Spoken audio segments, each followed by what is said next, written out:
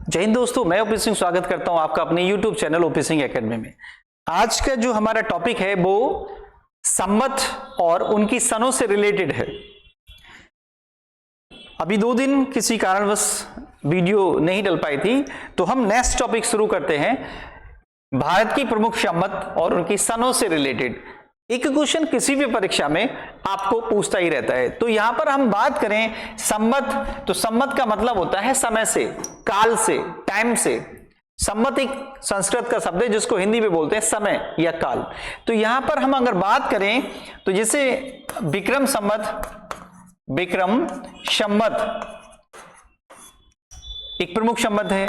उसके बाद शक संवत, शक संवत। उसके बाद गुप्त संवत से संबंधित क्वेश्चन आपको पूछता रहता है। हर्ष संवत से संबंधित क्वेश्चन पूछता रहता है। हिजरी संबंध से संबंधित क्वेश्चन पूछता रहता है। और दीन ए इलाही संवत से संबंधित क्वेश्चन पूछता रहता है। तो ये भारत की प्रमुख 6 संवतें हैं। इनसे रिलेटेड एक ना एक क्वेश्चन आपको एग्जाम में आता रहता है। तो हम इन पर विस्तृत रूप से चर्चा करेंगे। सबसे पहले हम चर्चा करेंगे विक्रम संवत पर, विक्रम संवत पर। तो यहां पर अगर यदि हम देखें,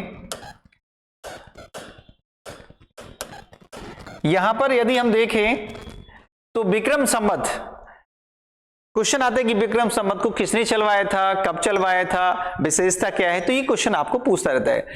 बात करते हैं हम राजा विक्रमादित्य की। तो राजा विक्रमादित्य कोई रियल नाम नहीं है। इनका मूल नाम चंद्रगुप्त द्वितीय था, जिन्हें विक्रमादित्य के नाम से जानते हैं। तो विक्रमादित्य एक उपाधि है। हम वृद्ध चर्चा करेंगे यहां पर। अभी मैंने आपको ये बताया है कि विक्रमादित्य का जो मूल नाम था वो चंद्रगुप्त द्वितीय था। विक्रमादित्य इनकी उपाधि है। तो सबसे पहले हम बात करते हैं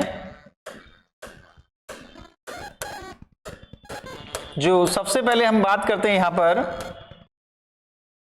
विक्रम संवत की, विक्रम संवत की। तो क्वेश्चन आपको आता है कि विक्रम संवत किसने चलवाई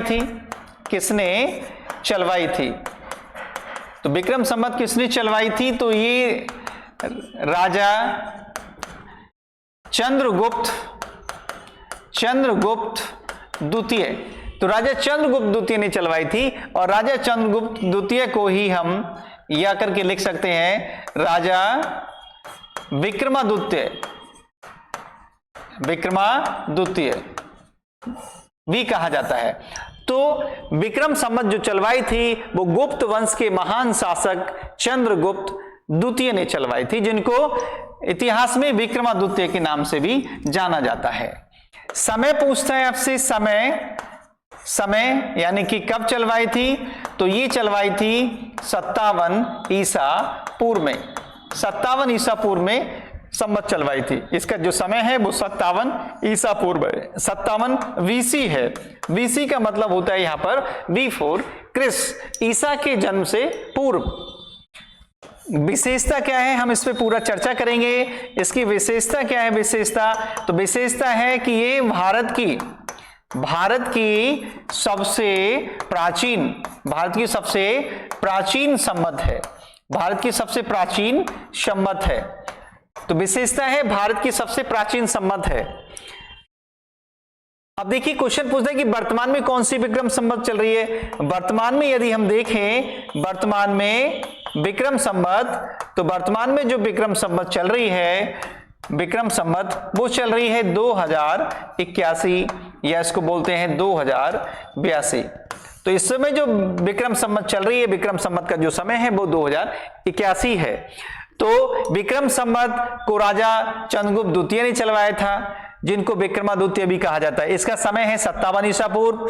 विशेषता क्या है, भारत की सबसे प्राचीन संवत। यदि आपसे भारत की सबसे प्राचीन संवत पूछता है तो वो विक्रम संवत है। वर्तमान में कौन सी विक्रम संवत चल रही है, तो वर्तमान में विक्रम संवत चल रही है 2081 या 2082। यहां पर हम और विस्तृत चर्चा करें विक्रमादित्य। तो बच्चों ये ध्यान रखने की बात है कि विक्रमादित्य एक उपाधि है और एग्जाम में क्वेश्चन आया है कि विक्रमादित्य का जो अर्थ होता है वो सूर्य के समान होता है, सूर्य के समान। तो सूर्य के समान विक्रमादित्य का अर्थ जो होता है वो सूर्य के समान होता है। तो विक्रमादित्य की उपाधि धारण करने वाले पहले राजा थे चंद्रगुप्त द्वितीय।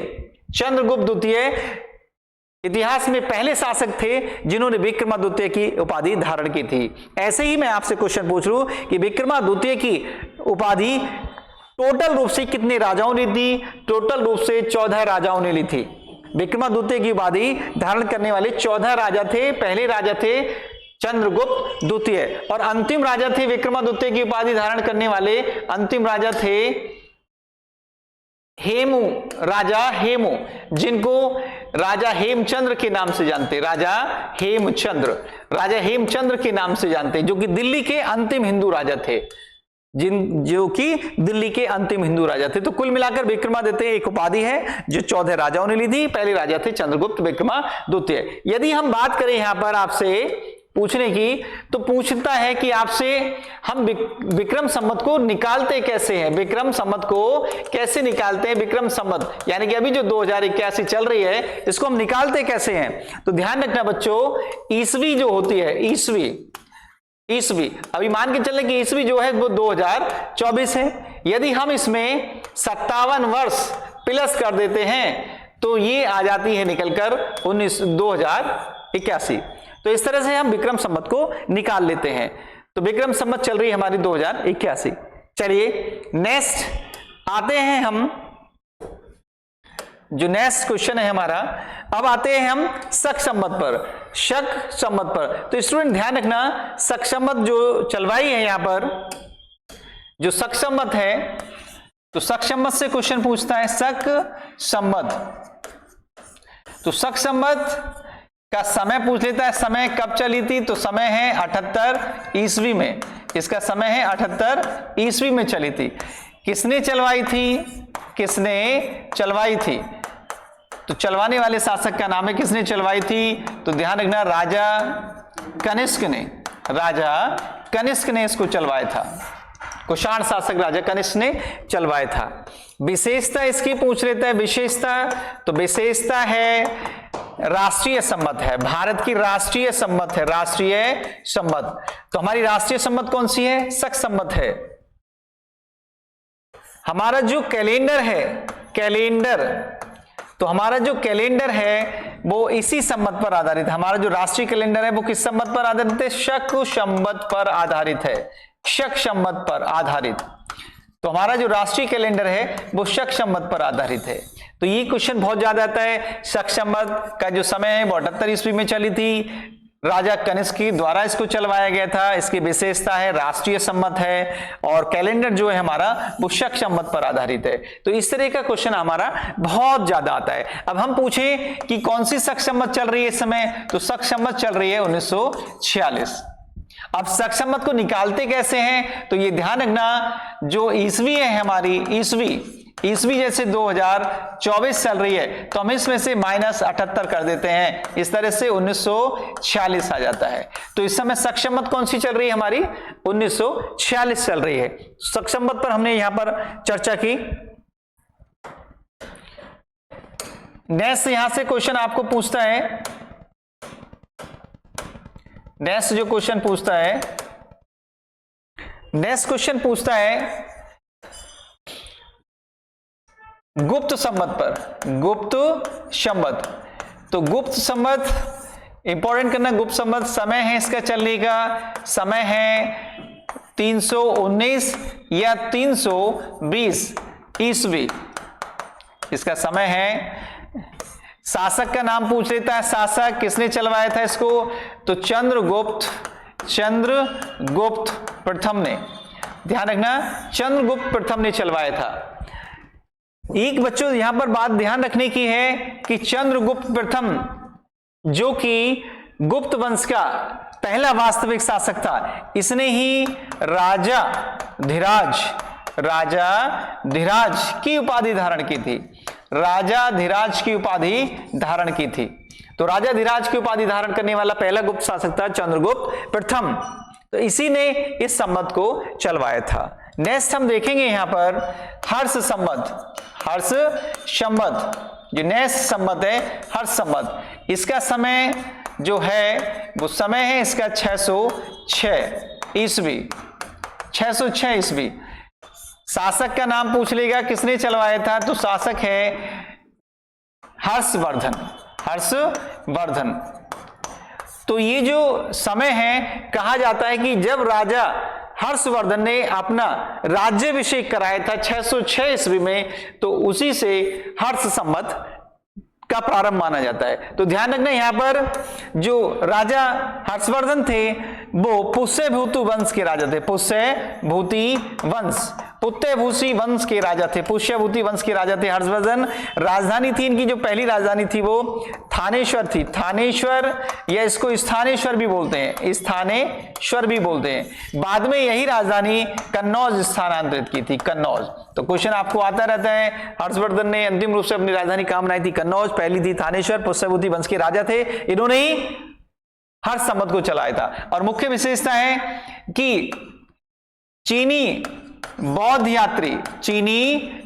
यात्री हुएनसांग हर्षवर्धन के समय में भारत आया था बौद्ध शिक्षा ग्रहण करने के लिए। यहां पर हम आगे और देखते हैं।